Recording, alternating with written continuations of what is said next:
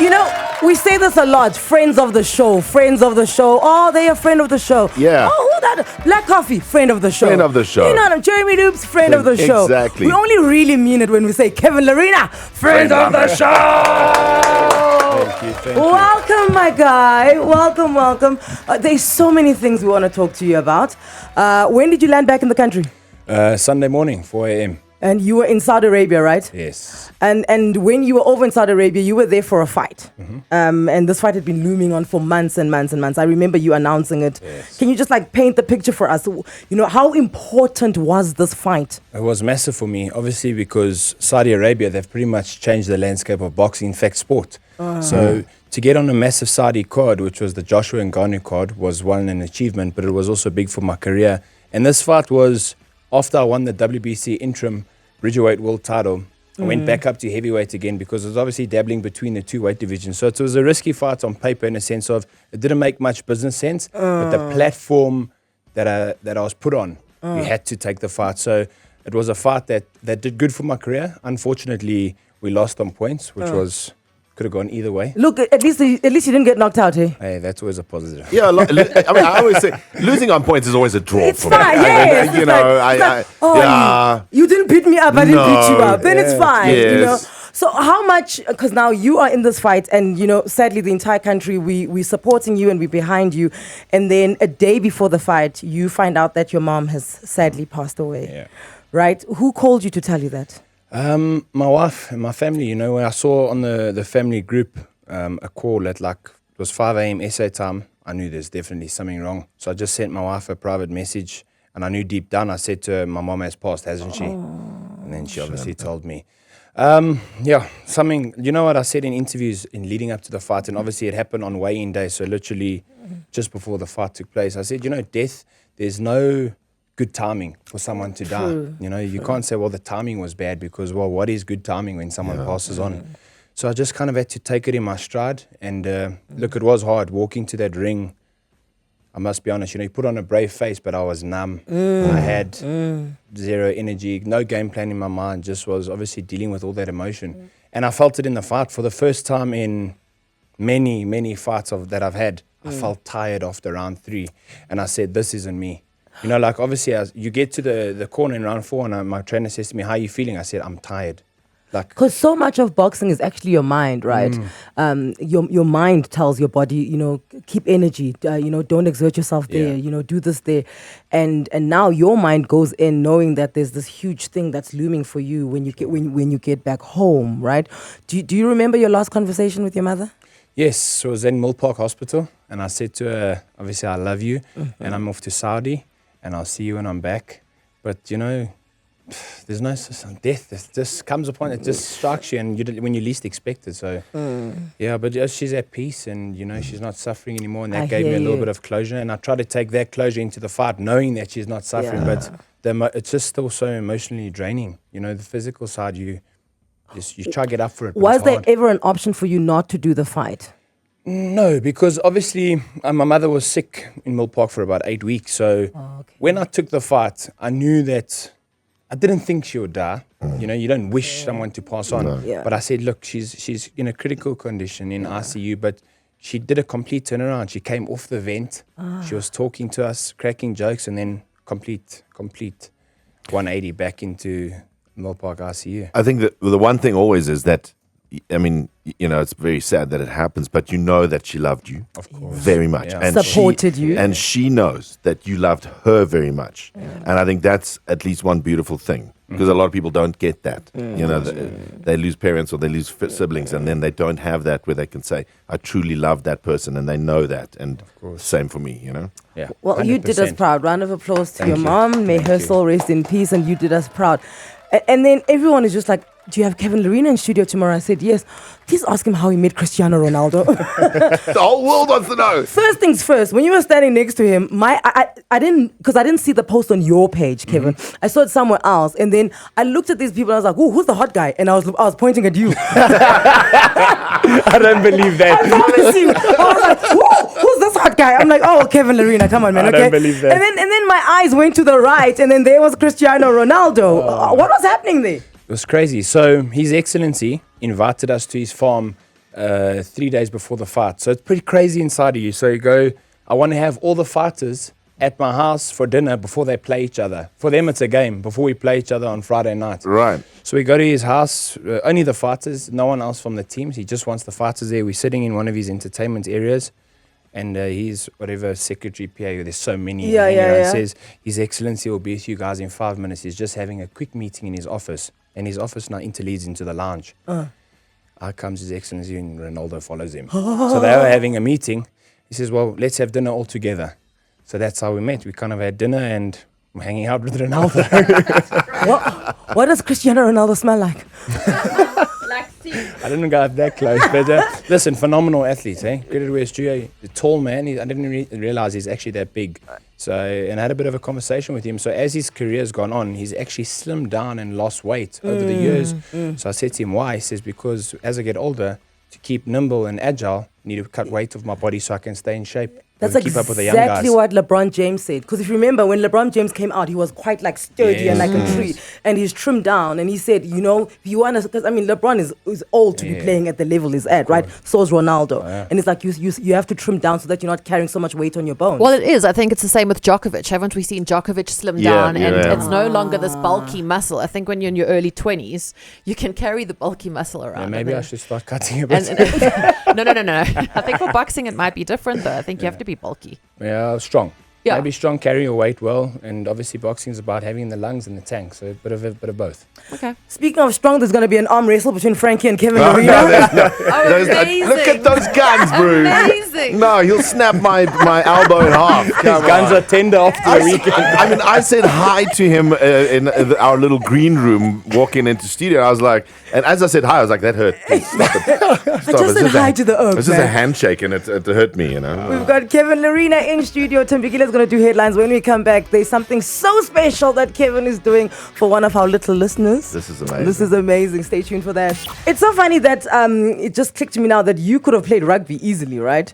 So when you watch, you know, the Springboks win so much, is there something in you that thinks, you know, Kevin Lerena, you could have really been, you know, there in France lifting the trophy next to Sia Kolisi? Not at all. Not at all. No regrets whatsoever. I played under 19 Currie Cup for Lions, so it's very much junior level. But I have no regrets. You know, a lot of the guys that are in the Springbok team were at school with me, Malcolm Marks, you know, Skaran Tubeni. So a lot of the guys. That is so and insane. I played against guys like Jesse and Dan Creel at school. So, you know, I'm just happy for those guys, and I'm proud when the Springboks win. What was your position? I played centre. I was gonna say. Yeah. It looks like Damien de Allenda's, you know. Mana. Yeah.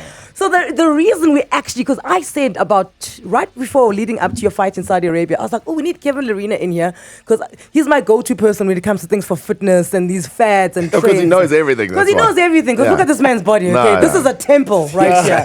It's a machine. His Excellency in Saudi Arabia is about to host dinner on this man's body because he is a temple, okay?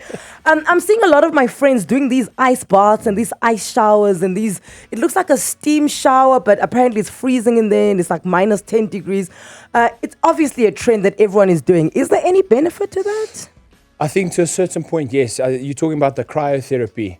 Okay, explain it to us. Like that thing that looks like a steam freezer when you go in. It's like minus 60 or whatever it is, and you go in for 2 minutes. Okay. Obviously, the same as an ice bath. I think all it really does, in my opinion, because I'm a big fan of ice baths.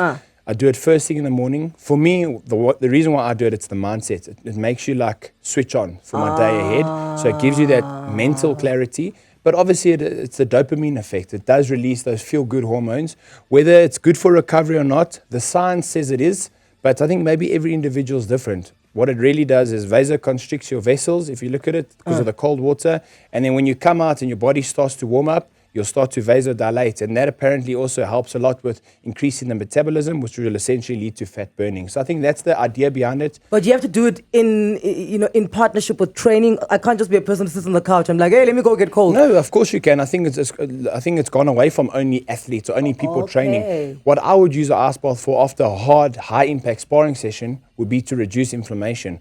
I think to the normal person, the person who's, like you said, sitting on the couch, the ice bath is to get your day going, to feel good, to clear your mind. And also, it's mentally tough to get in there. So once you get in there, it's all about the mental aspect too, I think. Yeah. I got a friend who swims every morning. So similar to this little lap pool we have here at work. Yeah. She jumps in, but winter, summer, it's the first thing she does, into the pool. But in winter, yeah, first thing in winter, Kevin. No, it becomes like, it's like a habit. For me, when I wake up in the morning, if I'm got a busy schedule and I miss my ice bath before I head to the gym, I feel like I haven't started my day right. It's weird. No, as a person from the Eastern Cape, we don't waste ice. We'd rather put it in our Savannahs. Our savannas need to be cold. Gin and tonic, Branda vein. Yes. So now we look at Kevin waste the ice. Yes, like what's wrong with this man? Listen, I just want to speak. I mean, we've touched on, you chose, boxing over rugby. So there were many avenues that you could have picked. But before that, how did you fall in love? Because boxing does it fall under martial arts? Well, combat sports. Combat sports, there we go. Yeah. How did you get into combat sports?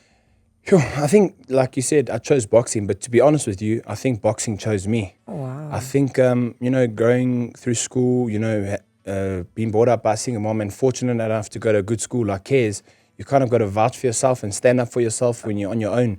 And obviously, I stood up for myself throughout school. Yeah. Let's leave it at that. and then The Oaks will know. and then when I was dabbling between boxing and rugby, a friend of mine, a former world champion, he took me to Peter Smith's boxing gym. He says, "Come hit the bag. Okay. Let's see what." And Peter came up to me, and the rest is history. He obviously saw a young, raw, strong kid, and then he owed my skills. So I had no amateur fights whatsoever. He turned me pro 6 months after that. Wow. And then 33 fights later. So Amazing. it's history, right? But Jeez. I need a amazing. boom, boom, boom, boom, boom. There we go. Yes. But I mean, to your point, there's always someone spotting the talent. And I think course, that's yes. the thing. Credit there's always someone. Credit to my head trainer, Peter Smith. We've been together for a long time now. And he took the strength, the raw talent, you can call it. There's obviously you have to have some bit of natural ability. Yeah. But he honed my skills to be able to get onto the biggest stage in the world. Because I think if you look at every single fighter who fought on Friday night, massive amateur pedigrees, former Olympians, and then there's me, no amateur fights, holding my own amongst the best. So credit to my head trainer, Peter Smith. He honed my skills. So I asked this on purpose because I came across a tweet where it's either the mom or the mom's sister, and they were like, "We've got this little boy, he's 9 years old, he's just been picked to do something karate-wise in Namibia. He's so passionate about it. We can't afford for him to go to this Namibian trip. Can you guys help out?" And I saw this tweet and I screen munched it. What am I? Screen grab. Oh, whatever. I'm ancient, whatever.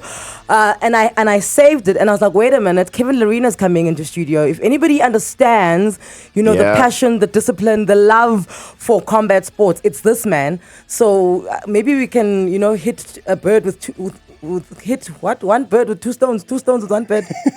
You get what I'm saying? That's what I'm saying. You get what I'm trying to say. So we've got the kid in here. Okay, wow. So he's about to meet Kevin Lerena. That's and cool. Let's see what we can do for this Namibian trip of his. Okay. Because his parents cannot afford it, and we want to see if we can help out.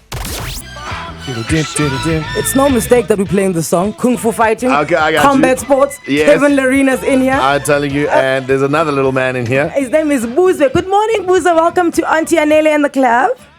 Hello. How are you? Good, and you? Oh, you've got such a wonderful smile. Are you not scared that during the karate moves that you do, somebody's going to hit you in the mouth? And then, you protect yourself, hey? How long have you been doing karate? For about 2 years now. No, but this year is my 3rd year. It's your 3rd year. Okay. All right. Okay, so tell me about this trip that you're supposed to go on. Basically, so our sensei, right, he was looking at how well we were doing, and then he chose me and my friend to go to Namibia. To go compete there. Yes. Have you ever been out the country? No. This would be your first international trip. Yes. Oh my word. Mommy's also here. Sister Ngamsa, how are you doing? I'm good. How are you doing? Are you shy? As I went to you, like, no. Don't talk to me. So tell me, because who posted that tweet? Was it you or your sister? No. So on Thursday, I got some bad news, obviously, pertaining my issues financially. And then on Friday, we got the information about the trip from the organization JSKA. So going back, we were informed in December, he's selected. I asked his sensei, roughly how much should I budget? He said 5,000 rand, right? Then since Jan, we've been asking for quotations just to understand, the different options. They only told us on Friday. Last week Friday? Yeah, last week Friday. That how much do you need? About 15 for him, about 10 for me. Because you have to go with him because Yes, it's nice. yes, because there is options for non-competitors. There are kids, he's asthmatic and all of that. Now, this is Friday. So I sat on site, I'm thinking, oh my goodness, What am I gonna get this? This do? boy has worked hard for this. And his heart is already going. His heart is in Namibia He's known already. since the 23rd of December. What do you do now? You know? So I decided to write a WhatsApp message to family and friends, right? Okay. And then his cousin, but he's old, so he calls him his nephew. He decided to post it. So that's the post I saw on Twitter. Peter Sunday, Okay. yes. And then he tells me at 9, sister, I posted this. It's a long shot. Let's see what happens. An hour and a half later, Ryan called me. Ryan is our producer. Yeah. And the thing is, Kevin Lerena, who is obviously, as you can tell, world-class boxer, and he was already coming into the show. So I said to the team, wouldn't it be nice if Buzwe, who's, his journey's Just started in combat sports, meets, World our champion. world champion, our South African authority when it comes to this. And now we've got them in studio together. So Kevin's got something to say to you guys. You know what? I've reached out to. Well, I didn't reach out. They heard my people heard the story, and I'm being fortunate enough to be sponsored by massive blue chip brands like World Sports Betting, Skynet, Johnny's, Unum, Revive, Jeep, Lots Wealth, PPA, RDG, and Intelligent Elephant. But that's just one aspect. But for me, I want to give 5,000 Rand towards your trip.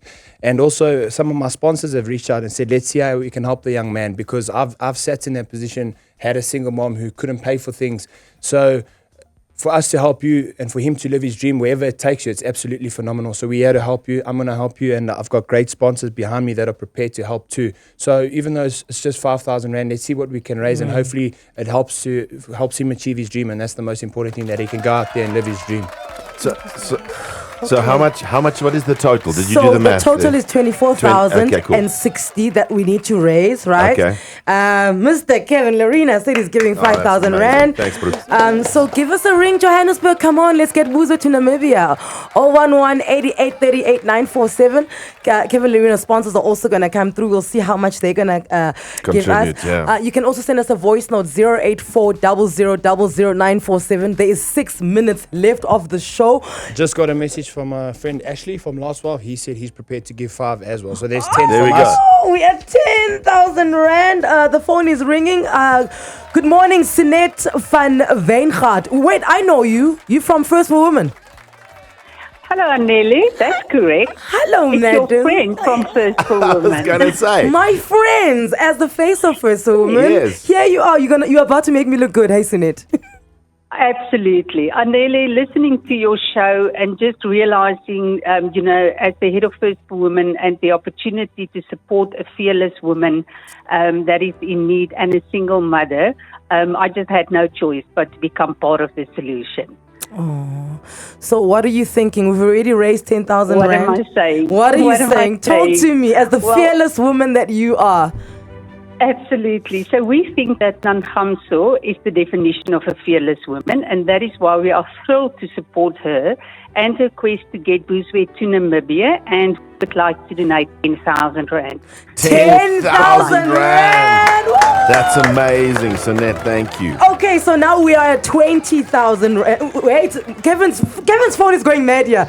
Kevin, just talk. The mic is That's yours. crazy. So my friend Ashley, literally instant EFT, 5,000 from Lots Wealth. I just got a message from a friend of mine, Sergio, who's not my sponsor, no monetary affiliation. He says 5,000 from Shesha Fuels for you.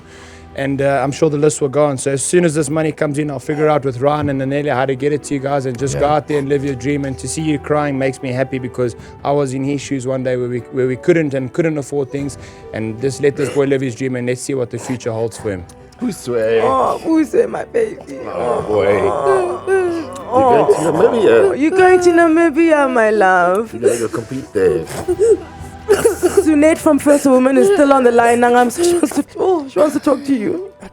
Yes, please. I would like to maybe just have a chat with Nangamso, because we would like for her as a mother and a fearless woman to have a little bit of a spoil for herself as well. So we would love to send you to a spa for a bit of R&R before Buzwe's big trip. And we want to wish Buzwe all the luck in his competition. We know he's going to do phenomenal. Thank you so much, Sunette van Wijngaard. She is from First for Women, the people who are making sure that women are fearless every single day of their lives. Okay, those voice notes are coming in. The calls are coming in as well. 084-0000-947. Namibia is a big trip. If she does do well in Namibia, there is a bigger trip to Japan after this. But I mean, I've been to Japan, Buzwe. It is absolutely amazing. I'd love for you to do your best in Namibia. Let's see what we can do. Ah, my word. Are there any voice notes? Because I don't want to waste time now. Okay.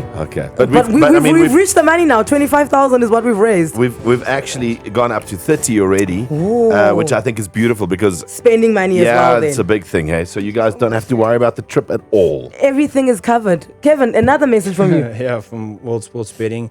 Please add another 5,000 rand to that. 35,000 rand, mommy. Now you've got groceries as well. And we've got gear. We can get Buzwe some new gear because obviously he needs new. What do you wear? What is that thing that you wear? What's it called? I don't even know what they call it. The karate suit. It's a karate suit, and you are orange belt, eh?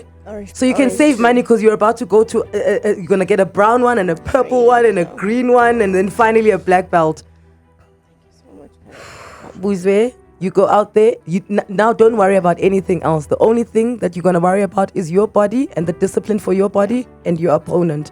Everything else, 947 and your mommy and Kevin Lerena have got it covered. Okay, my love. Thank you, guys.